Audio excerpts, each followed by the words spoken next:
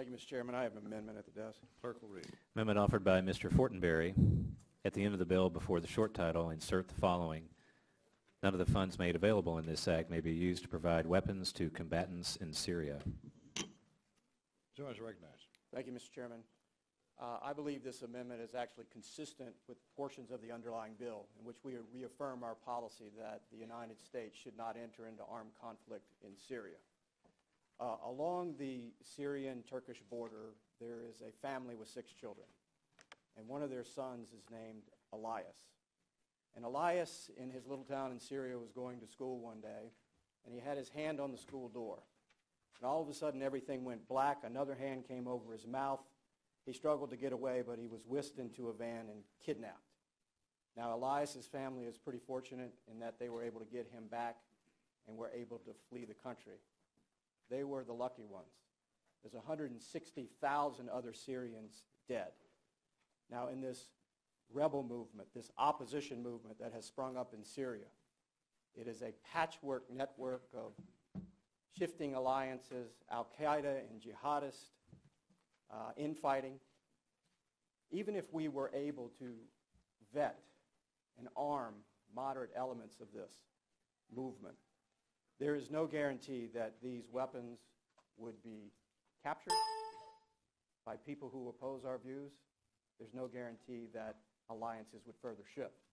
On one side of this conflict, we have the Russians, the Iranians, Hezbollah, and Assad. And on the other side, we have jihadists, al-Qaeda, and potentially us. That's not a sustainable coalition. I think the better policy should be to continue our very substantial support for humanitarian assistance to the Syrian refugee community. We should continue to reaffirm our relationship with Israel as we do in this bill, reestablish the relationship with Turkey, sustain the Jordanians' capacity to absorb all of this refugee population that's flowing into the country. And on another note, rebuild the relationship with the Egyptians, who are struggling to overcome the destabilizing elements in the Sinai Desert. That is a proper geopolitical policy that we should pursue. That is the right way to enter into the broader framework of this very, very hard situation where there are no good options. I simply believe the potential of supplying weapons to shifting alliances could potentially make a bad situation worse, and I urge adoption of this amendment. Chairman Frelinghuysen. Mr. Chairman, I rise to oppose the gentleman's amendment. While I appreciate the sentiment of the amendment, this is a complicated issue with multifaceted policy ramifications that could really can't be fully debated on this bill at this time and place. The situation in Syria remains highly complicated and poses imminent threats to the United States and allied interests, particularly Israel and Jordanian security.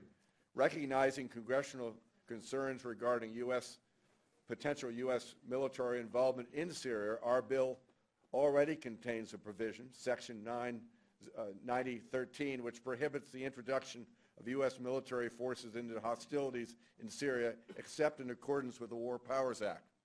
However, this amendment, in my judgment, goes too far in that it attempts to tie the U.S. government's hands in navigating the complicated situation we, and more importantly, our allies Israel and Jordan face related to threats emanating from Syria. We have to be realistic. There are many countries, including our allies, as well as many groups already involved in Syria. This amendment would do nothing to stop the arming of the Syrian opposition. What this amendment would do is to remove any possibility of the U.S. engaging under any circumstances, even if such engagement would be in the best interests of the United States and the aforementioned allies. For example, this amendment would preclude the United States from providing assistance to an opposition force fighting to defeat a terrorist group planning to attack Jordan. It would also preclude the U.S. from engaging should chemical weapons being removed fall into terrorist hands, or from assisting the Syrian people in defending their towns and villages from terrorist groups.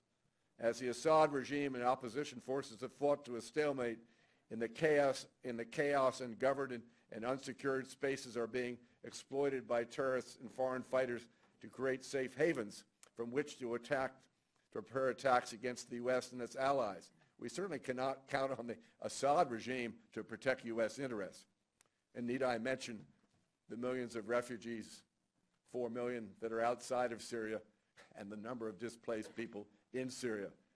Given the ever-changing dynamics in Syria, the rising terrorist threat coming from that country, I do not think it is in the best interest of the United States to remove the President's ability to use all the instruments of national power to protect U.S. interests, nor do I think it sends the correct message to the Syrian people at a time when they have suffered through 3 years of a brutal war. Therefore, I must oppose the amendment. Thank you, Mr. Chairman. Mr. Visklowski? Chairman, I think the chairman of the subcommittee has stated it well. I would add my voice in opposition. I do also appreciate the gentleman's concern as far as our possible military engagement in Syria. I think the chairman was very clear as far as restrictive language in the bill itself. I do think the gentleman overstated the issue as to the simplicity of the opposition, but it is a deep concern to all of us in the committee and especially on the subcommittee.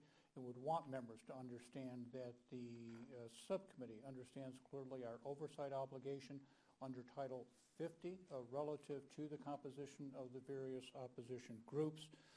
It is a very hard situation. It is a very fluid situation, all the more reason to make sure this nation has as many options as possible.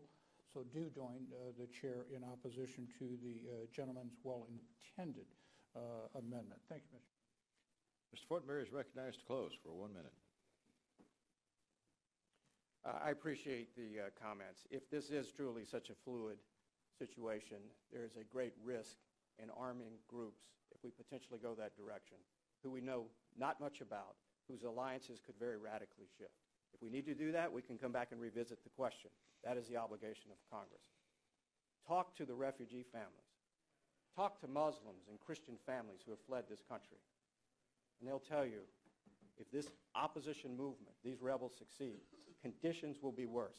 Their brutality is well known in an already brutal situation in that country. I urge adoption of the amendment.